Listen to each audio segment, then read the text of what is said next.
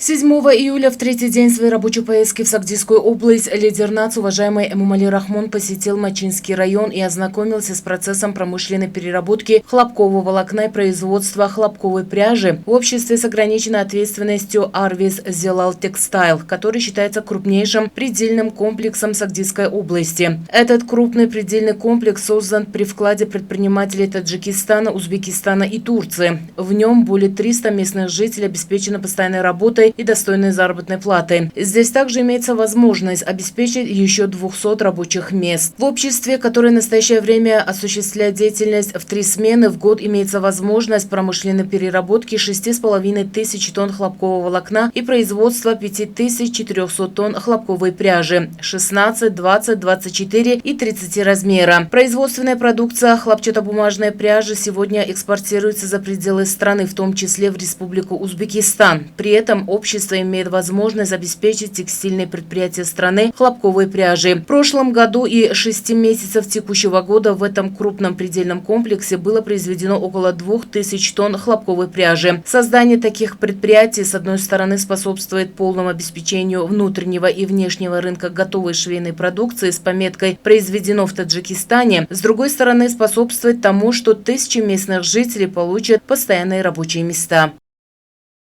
Далее глава государства в Мачинском районе также сдал в эксплуатацию гостиничный комплекс и туристический центр «Рахим». Гостиничный комплекс и туристический центр состоит из 4 этажей. На первом этаже расположены приемные, административные и рабочие кабинеты, 3 современные сауны, плавательный бассейн, магазин. На втором этаже находится спортивный зал, турецкая баня, а на 3-м этаже имеется кафе, комната для спортивных тренеров, зал заседаний. На 4-м этаже 11 гостевых номеров. Строительство здания весомый вклад внес отечественный предприниматель Абдувахоб Хасанзуда. Для создания гостиницы и вспомогательных объектов было направлено более 4 миллионов самани. На новом объекте отечественного предпринимателя постоянными рабочими местами обеспечены более 20 жителей Мачинского района. Гостиничный комплекс и туристический центр «Рахим» построен вдоль магистрали Душанбе-Бустон-Чанак с учетом большого передвижения внутренних и зарубежных гостей. Здесь для них созданы хорошие благоприятные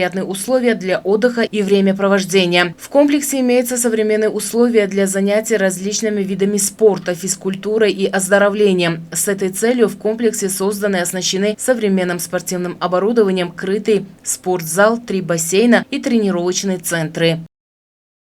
В этот же день лидер нации сдал в эксплуатацию современную холодильную камеру вместимостью 500 тонн сельскохозяйственной продукции. Современная холодильная камера была построена государственным учреждением развития Мосчоха и отечественными предпринимателями на площади 1600 квадратных метров и имеет 3 склада для хранения продукции. Заказчиком объекта является государственное учреждение развития Мосчоха, подрядчиком общество с ограниченной ответственностью Сохтмун-3. Проект холодильной камеры был подготовлен государственным унитарным предприятием Лойхакаш в Мачинском районе и отвечает современным требованиям. Здесь президент страны ознакомился с выставкой сельскохозяйственной продукции хозяйственников района. Сельхозпроизводители района представили такие виды сельскохозяйственной продукции, как качественные овощи, фрукты и другие виды.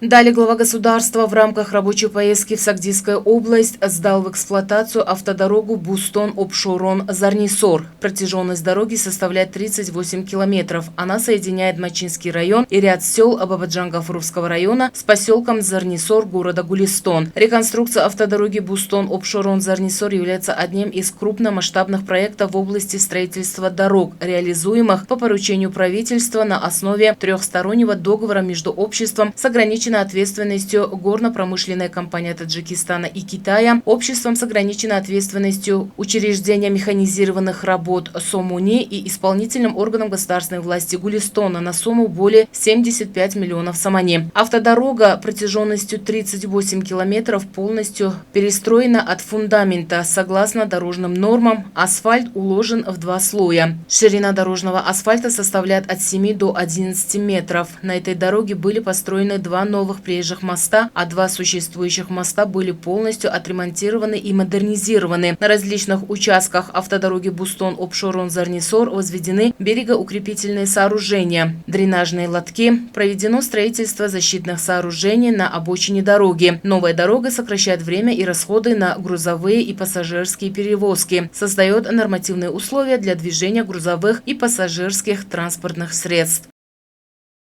Также в этот день лидер нации в сельском Джумате Наубахор ознакомился с деятельностью акционеров дихканского хозяйства Тутзор-19 с ходом выращивания бахчевых и бобовых. В хозяйстве на площади 0,7 гектара выращиваются дыни и арбузы. Бахчевые были посажены в марте. Первый урожай дынь и арбузов созрел и готов к сбору. Урожайные семена являются основой и гарантией увеличения объема производства бахчевых, а выращенные дихканами Мачинского района дыни и арбузы имеют особые качества и вкус. Это связано с теплым климатом местности Дельварзин, но еще больше с трудом и мастерством дихкан. Урожай повторного сева составляет от 30 до 35 центнеров, 3,5 тонны с 1 гектара. В этом году дихкане при основном севе получили 40 центнеров зерновых. Урожай зерновых и бобовых при основном и повторном севе составляет от 70-75 центнеров с одной земли. Акционеры планируют после сбора урожая бобовых на этих участках земли в 3-й раз посеять кормовые для животных, таким образом получить 3-й урожай с одной земли. В этом месте лидер нации, уважаемый Эмомали Рахмон, посетил выставку сельхозпродукции и народных промыслов Мачинского района. Земледельцы выставили на показ различные виды сельхозпродукции: хлебные изделия, мед, молочные продукты, арахис, а также образцы народных промыслов, таких как резьба по дереву, кузнечное дело и тому подобное. Далее глава государства также сдал в эксплуатацию птицеводческое предприятие общества с ограниченной ответственностью «Некбахт». Птицеводческое предприятие было создано предпринимателями Некрузом Валиевым и Бахтиором Валиевым. В настоящее время один этап охватывает 45 дней, во время которого выращивается 50 тысяч птиц, в том числе 1000 индюков. Годовая мощность предприятия составляет 600 тонн диетического мяса. В дальнейшем численность птиц на этом этапе выращивания будет доведена до 100 тысяч, а производство мяса птицы будет ежегодно составлять от 1000-1200 тонн. На птицефабрике процесс подачи воды и корма, зооветеринарный, санитарный режим и температурный контроль внутри помещения налажены в автоматическом режиме. Установлены самые современные приборы и оборудование. В настоящее время на предприятии 50 местных жителей обеспечены постоянной работой. Также здесь созданы необходимые условия и инфраструктура для нормативной деятельности отрасли. Здесь же глава государства, уважаемый Эмомали Рахмон, сдал в эксплуатацию линию подачи воды. С целью эффективного использования земли будет построена линия подачи воды протяженностью 4 километра. 15 гектаров земель общества будут орошены. В обществе с ограниченной ответственностью «Некбахт» глава государства также сдал старт деятельности цеха по производству пину, то есть курута, и упаковки земляного ореха. Ознакомился с производственным процессом. Этот цех является первым в регионе и построен на сумму 500 тысяч самани. В нем производится от 400-500 килограммов продукции в сутки. В настоящее время проводится упаковка 10 сортов и видов курута. В будущем планируется упаковка земляных орехов.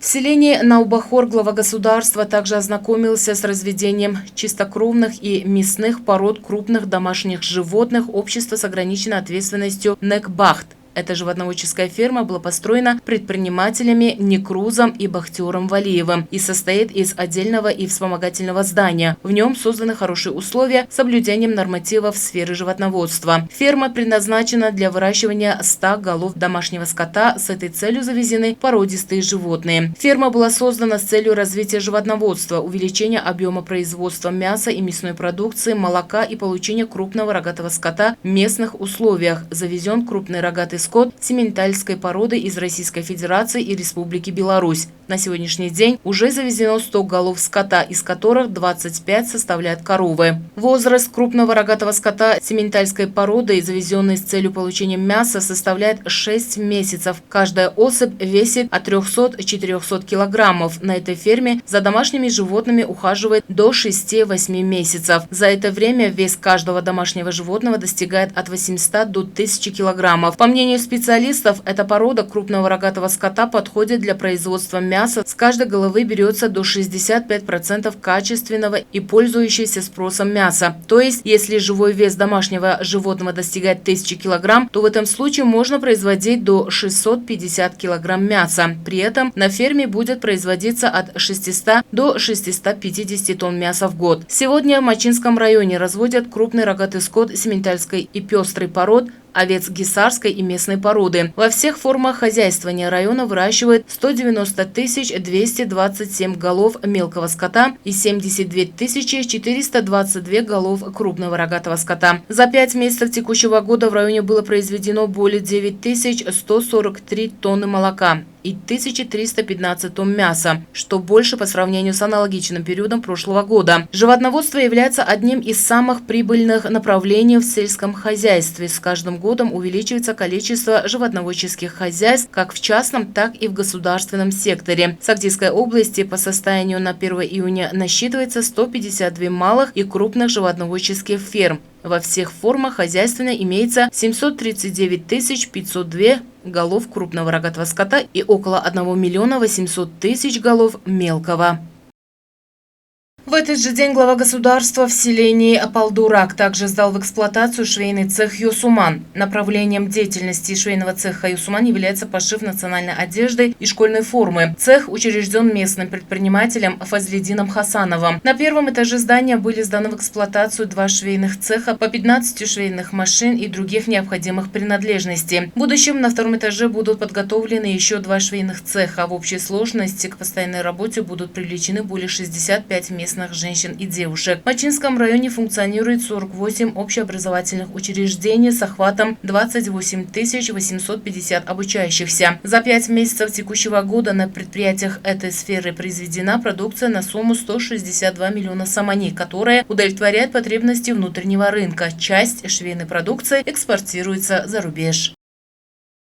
В рамках рабочей поездки в Сагдийскую область глава государства также сдал в эксплуатацию цех по переработке и упаковке земляных орехов. На предприятии созданы постоянные рабочие места для более 25 жителей района. В цех импортировано и установлено 6 единиц оборудования для обработки и упаковки арахиса из Китайской Народной Республики. Посредством этой технологической линии осуществляется процесс очистки ядра земляного ореха, его отсева и разделения на виды и несколько сортов, упаковки земляного ореха в различные емкости. Суточная мощность переработки земляного ореха составляет более 40 тонн и более 10 тысяч тонн в год. С началом деятельности предприятия «Джафар» большой объем переработки и производства земляных орехов будет налажен привлекательной упаковки на экспорт. Это дает возможность продавать земляной орех в приобретенном виде по более высокой стоимости, чем сырье, что дает ему большую экономическую выгоду.